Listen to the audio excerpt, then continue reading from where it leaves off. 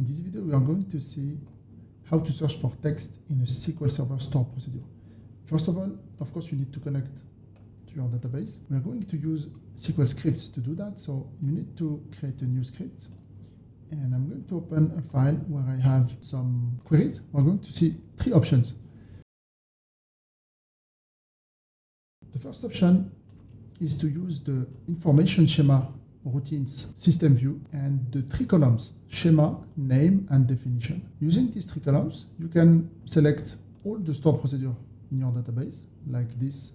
And of course, you can add a second filter to see if, for example, the customer word is contained in the SQL Server procedure definition. Amongst all these stored procedures, if I run the query, only 3 of them contain the word customer. As you can see in the code here, if you want to see the full code of this procedure, I recommend you not to do a copy here and to paste it in another window, because as you can see, it's not formatted. What I recommend to do is to go to the database under programmability, and you have stored procedure, you have the list of the stored procedure, and you can search for one procedure. For example, you do a right click, you select filter and then filter settings, and you can filter on the name. So you will have only one displayed, for example. And here you can do a right click and select script stored procedure as, then you can do create to, and then you will have the proper code. As you can see, we selected the create procedure, but it is displaying to us an alter stored procedure because the stored procedure already exists. So the system allows you to check if it exists or not, and then it will simply alter the existing object. Now, let's see the second option.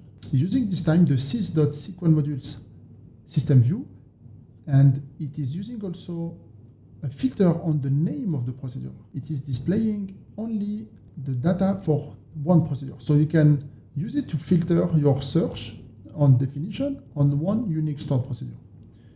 If I execute it, let's say I'm searching for something that is not inside the procedure.